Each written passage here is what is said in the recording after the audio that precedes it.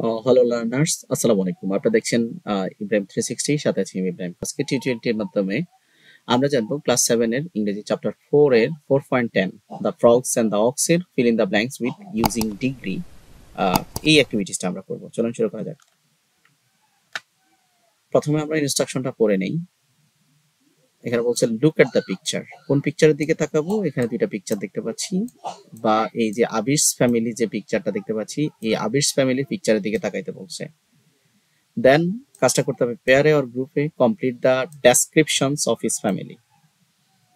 পরিবারের ডেসক্রিপশন মানে বর্ণনা রয়েছে using appropriate forms of adjective given in the bracket. ব্র্যাকেটে যে কিছু অ্যাডজেক্টিভ দেওয়া আছে সেগুলোকে আমাদের প্রয়োজনে কম্পারেটিভ করতে হবে, প্রয়োজনে সুপারলেটিভ করতে হবে, প্রয়োজনে আবার পজিটিভে রাখতে হবে।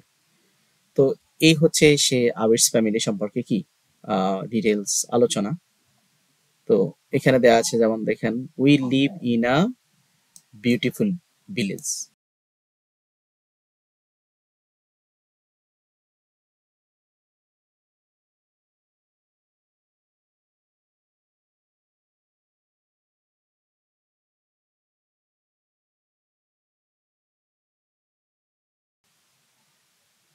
এরপরে বলছে think no other place is as scenic. So যেহেতু এখানে অ্যাজ আছে, তো আমরা এখন এই হচ্ছে প্রশ্ন, তো এটার অ্যান্সারটা আমরা দেখে নেই। এটা হচ্ছে সঠিক অ্যান্সার। তাহলে কোনটা কিভাবে করছি আমরা একটু আলোচনা করে বিস্তারিত আলোচনা করব। হ্যালো ফ্রেন্ডস, হাই বন্ধুরা, দিস ইজ মাই ফ্যামিলি, এই হচ্ছে আমার পরিবার। We live in a beautiful village. আমরা নিশ্চয় জানি যে কখনো যদি একটা বোঝায় তাহলে সেক্ষেত্রে এটা কি পজিটিভ ডিগ্রি, পজিটিভ ফর্মে থাকবে, এটা চেঞ্জ হবে না। I think no other place is as scenic, এখানে আবার অ্যাজ বলছে। সো যখনই অ্যাজ থাকবে এখানেও কিন্তু কোনো ধরনের ডিগ্রি চেঞ্জ হবে না। সো বিউটিফুল আগে ছিল, এখানে বিউটিফুল আছে। স্যানিক ছিল, স্যানিক আছে। ক্লিন ছিল, ক্লিনে আছে।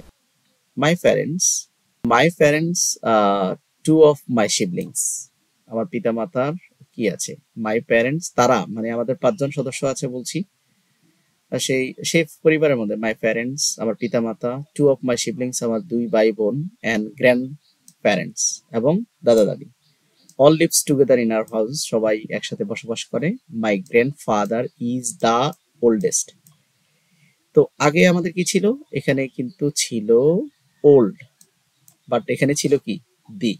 তো যখনই সুপারলেটিভ ডিগ্রি থাকবে, মানে তখন অবশ্য দা যখন থাকবে তখন সুপারলেটিভ ডিগ্রি করতে হবে, ওল্ডেস্ট। এবং পরেরটা আছে এখানে আমরা দেখতে পাচ্ছি, এই যে ইয়ং আছে, বাট দুঃখের বিষয় হচ্ছে এখানে কিন্তু দি আছে। সো যেখানেই দি থাকবে সেখানে আমাদের সুপারলেটিভ করতে হবে। সো এখানে ইয়ং হবে ইয়ংগেস্ট। এরপর বলছে my mother is also as caring as. যেহেতু এখানে কেয়ারিংটা চেঞ্জ হয় নাই, কেন? কারণ অ্যাজ আছে। হ্যাঁ, আবার এখানে বলছে অ্যাজ কোয়াইট অ্যাজ, সো এটাও চেঞ্জ হয় নাই। ঠিক আছে, এই যে কোয়াইট চেঞ্জ হয় নাই। তারপরে বলছে মাই গ্র্যান্ড মাদার ইজ মাই, এখানে বলছে ক্লোজেস্ট ফ্রেন্ড। তারপর বলছে যে নো ওয়ান ইজ ফ্রেন্ডলিয়ার দেন, কেন? এখানে কম্পারেটিভ আছে, দেন আছে। দেন থাকলে আমরা বুঝবো এটা কম্পারেটিভ ফর্মে করতে হবে। এন্ড এখানে বলছে এই যে অ্যাজ লিটল অ্যাজ, তো আগেও লিটল ছিল, এখানে লিটল চেঞ্জ হয় নাই। তারপরে বলছে যে active, Sara is active and smart, is active and smart. তো আমরা অ্যাক্টিভ অ্যান্ড স্মার্ট চেঞ্জ হয় নাই, কারণ এটা সাধারণ বর্ণনা। ওকে, তারপরে হচ্ছে ইজ দা, এখানে যেহেতু সুপারলেটিভ ডিগ্রি করতে হবে, দা যেহেতু আছে তাহলে স্মার্ট টেস্ট হবে। আর পরে আছে এখানে দা নোয়াইজ প্লেস, সো আমাদের নোয়াইজ কে করতে হবে নোয়াইজেস্ট, স্মার্ট কে করতে হবে স্মার্টেস্ট। যেটা আমরা এখানে দেখতে পাচ্ছি, স্মার্ট এবং স্মার্ট দুই জায়গায় আছে, নোয়াইজ আছে, সো এগুলো চেঞ্জ হয়ে যাবে।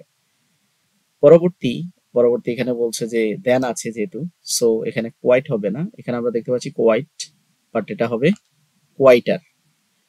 সর্বোপরি আছে মাছ, এখানে বলছে প্লেস মাছ দেন, তো যেহেতু দেন আছে আমাদের কম্পারেটিভ করতে হবে, মাছের কম্পারেটিভ মোর। আশা করি বুঝতে পেরেছেন। পরবর্তী কন্টেন্ট 4.11 দেখার আমন্ত্রণ জানিয়ে আজকের মতো এখানে শেষ করছি। আল্লাহ হাফেজ।